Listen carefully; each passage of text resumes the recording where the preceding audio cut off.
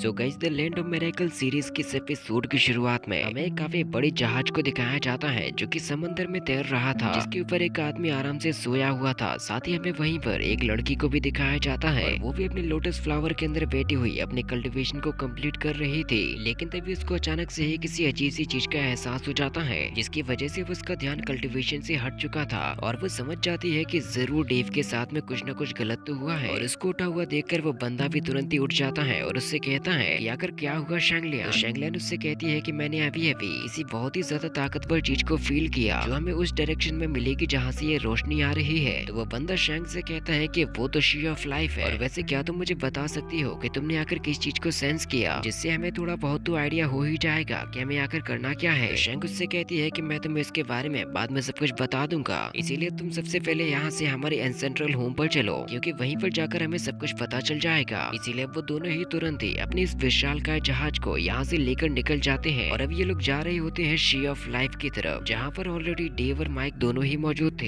इसके बाद अब हमें उसी गुफा के एंट्रेंस का सीन दिखाया जाता है, जहाँ पर फोर्थ एल्डर तुरंत ही अपने उस ह्यूमन गाय के साथ में आ जाते हैं और मुझसे कहते हैं कि मुझे अभी भी पता चला कि ग्रेट एल्डर, सेकेंड एल्डर और थर्ड एल्डर तीनों ही इस गुफा के अंदर जा चुके हैं उस चीज के बारे में पता लगाने के लिए। फोर्थ एल्डर अपने सभी के सभी डिसाइपल से ये कहते हैं कि अगर जरूरत पड़ी तो मुझे और लू युवान को यहाँ से जाना होगा, और बाकी के यहाँ पर जितने भी लोग बच जाते हैं वो सभी के सभी हमारे पावर्स को बढ़ाने का काम करेंगे, और अगर कोई भी स्वेलिविंग आंट यहाँ से बाहर निकलने की कोशिश करे तो उसको भी इस गुफा से बाहर ना निकलने दिया जाए, जिससे कि अब सभी के सभी डिसाइपल्स अपने एल्डर की बात मानने के लिए तैयार हो जाते हैं। और अब फोर्थ एल्डर लू युवान से कहते हैं तुम मेरे साथ में स्काई के अंदर चलोगे। लेकिन ग्रीन गर्ल को लू युवान की काफी ज्यादा चिंता हो रही थी, और उन दोनों के यहाँ से जाते ही बाकी के सभी डिसाइपल्स अपनी अपनी एनर्जी को लगाकर यहाँ पर एक काफी मजबूत एनर्जी शील्ड को बना देते हैं, ताकि वो लोग अपने साथियों को ताकत भी दे सके और दुश्मन को आगे ना बढ़ने दे सके। इसके बाद अब हमें फोर्थ एल्डर और लू युवान को यहाँ से उसी गुफा के अंदर दिखाया जाता है, क्योंकि वो लोग डेव और माइक उन दोनों के बारे में ही पता लगाना चाहते थे। लू युवान को आगे बढ़ने पर सबसे पहले जली हुई लकड़ियां दिखाई देती हैं, जिनको देखकर लू युवान कहता है कि शायद ऐसा लग रहा है जैसे कि उन दोनों को ही यहाँ से गए हुए ज्यादा देर ना हुई हो, क्योंकि इन लकड़ियों के अंदर अभी भी थोड़ी सी गर्माहट जिंदा थी। और वो जैसे ही खड़ा होता है उसको अचानक से एक विजन आता है, जिसमें वो देखता है कि डेव और माइक दोनों ही अभी भी काफी बड़ी मुसीबत में फंसे हुए हैं। एल्डर तुरंत ही उस एनर्जी को सेंस कर लेते हैं कि वो आखिर किस तरफ से आ रही है, इसीलिए वो जल्दी जल्दी से उसी डायरेक्शन को फॉलो करने लग जाते हैं। वो लोग भले ही यहाँ से आगे तो बढ़ते जा रहे थे, लेकिन यहाँ की क्वीन रूबी को सब कुछ इसके बारे में पता था, क्योंकि उसकी एक खतरनाक तरीके की मूर्ति हर जगह पर बनी हुई है। इसके बाद अब हमें अगले ही सीन में डेव और माइक को दिखाया जाता है, जो कि अपनी जान बचाते हुए किसी दूसरी जगह पे टेलीपोर्ट हो चुके थे।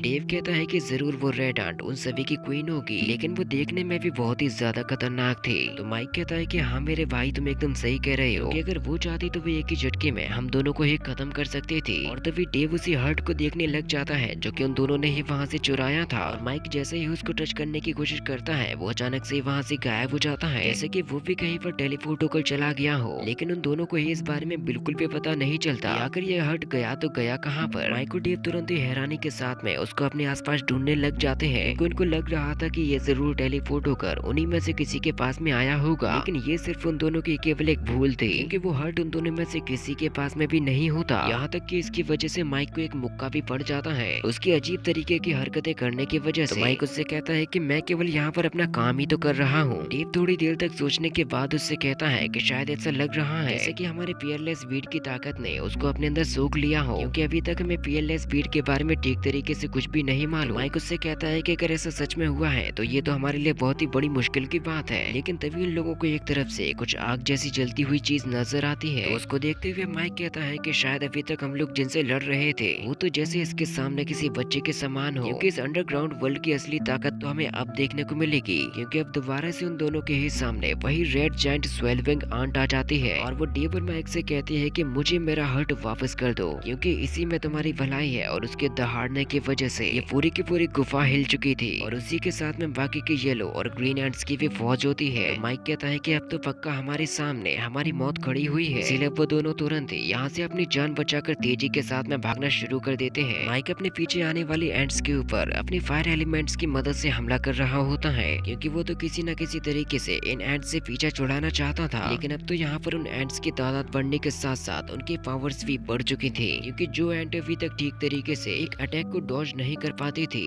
अब वो पूरे फायर अटैक को संभालने की हिम्मत हिम्मत रखती है और उन दोनों के ही इनसे फाइट करते हुए काफी बुरी हालत हो चुकी थी। और जब उन दोनों के पास में ही कोई रास्ता नहीं होता तो वो लोग डिसाइड करते हैं कि सबसे पहले उन लोगों को इन्हें डिस्ट्रैक्ट करना होगा। इसीलिए माइक उड़ते हुए अपने पीछे काफी सारे एंट्स को लगा लेता है। साथ ही साथ डेव के भी पीछे काफी सारी एंट्स पड़ी हुई होती हैं, लेकिन वो दोनों यहाँ पर काफी शानदार तरीके से फाइट कर रहे थे। साथ ही साथ हर एक एंट के वार से भी खुद को बचा लेते हैं। और जब माइक के ऊपर एक बहुत ही खतरनाक अटैक होने वाला होता है तो वो तुरंत ही टेलीपोर्ट होकर डेव के पास में पहुंच जाता है, जिसकी मदद से वो आसानी के साथ में एक ही बार में काफी सारे एंट्स को भी हरा देते हैं। डेव के वहां से भागने की वजह से अब माइक के सामने कुछ एंट्स आ चुके थे। माइक उससे कहता है कि अगर हम लोग इसी तरीके से भागते रहे तो हमारा कुछ भी नहीं होगा, इसीलिए हम लोगों को कोई ना कोई तरकीब तो लगानी ही पड़ेगी, क्योंकि अब दोबारा से उन दोनों के ही सामने वो बिग जायंट रेड एंट आ जाती है और वो उन दोनों से ही कहती है कि तुम लोगों ने मेरे दिल को चुराने की गुस्ताखी की है, जिसकी वजह से अब तुम लोगों को सजा तो भुगतनी ही पड़ेगी। जिससे कि अब वो काफी खतरनाक अटैक उन दोनों के ऊपर ही करने को जा रही थी। और इसी के साथ में ये पार्ट यहीं पर खत्म हो जाता है।